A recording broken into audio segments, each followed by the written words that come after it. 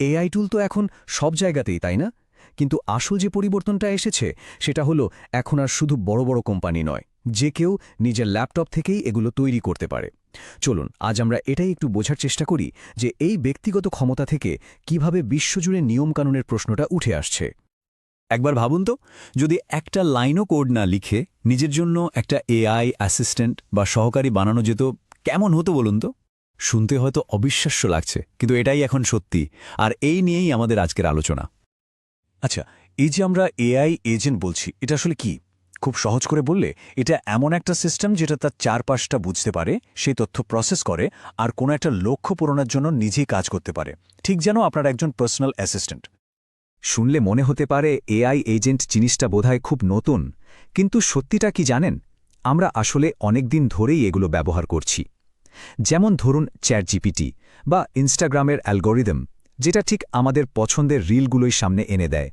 এমনকি আমাদের ইমেলের স্প্যাম ফিল্টার, এগুলো সবই কিন্তু এআই এজেন্টের উদাহরণ। আর ঠিক এখানেই খেলাটা ঘুরে যাচ্ছে, যাকে বলা হচ্ছে নো কোড রেভলিউশন। এর মানে হলো এআই এজেন্ট বানানোর জন্য এখন আর প্রোগ্রামার হতে হবে না।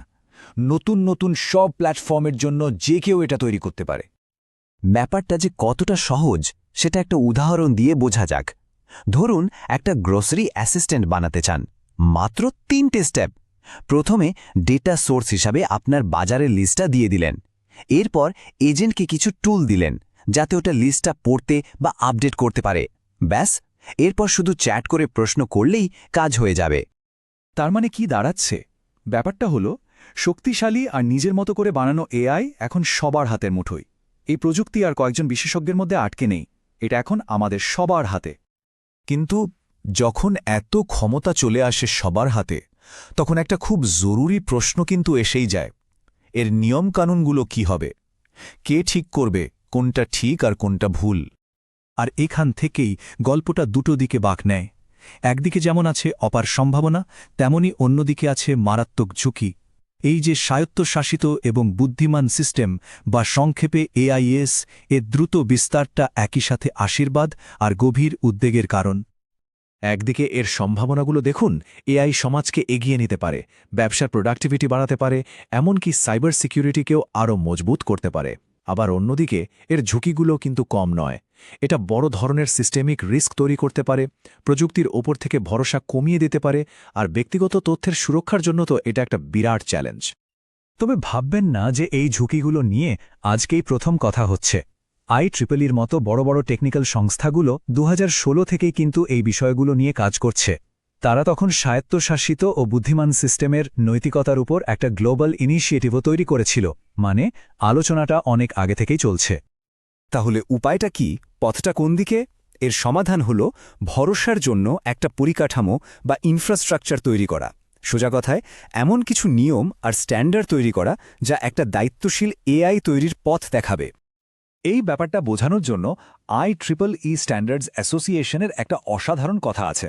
তারা বলছে, এই 21 শতকে স্ট্যান্ডার্ড বা মানদণ্ডগুলো মানব সভ্যতার জন্য রাস্তাঘাট বা বিমানবন্দরের মতোই জরুরি একটা পরিকাঠামো। এটা ছাড়া প্রযুক্তির সঠিক ব্যবহার প্রায় অসম্ভব। এখন প্রশ্ন হল, এআই স্ট্যান্ডার্ডগুলো ঠিক কি করে? দেখুন, এগুলো নৈতিকতার মতো বড় বড় আইডিয়াগুলোকে সিস্টেম ডিজাইনের জন্য কার্যকরী পদক্ষেপে পরিণত করে। এগুলো ঠিক করে দেয় যে নিয়ম মানা হচ্ছে কিনা তা কিভাবে পরীক্ষা করা হবে। এতে করে অতিরিক্ত কড়া আইনের প্রয়োজন কমে আসে। আর সবচেয়ে বড় কথা হল, এগুলো প্রযুক্তির ওপর সাধারণ মানুষের আস্থা তৈরি করে। আরও সহজ করে বললে, এর মূল উদ্দেশ্য হল এআই এর জন্য রাস্তায় চলার নিয়ম তৈরি করা। ঠিক যেমন রাস্তায় বাড়ি চালানোর জন্য ট্রাফিক আইন থাকে, যাতে সবাই নিরাপদে চলতে পারে, সেরকমই এআই ব্যবহারের জন্য কিছু নিয়ম দরকার।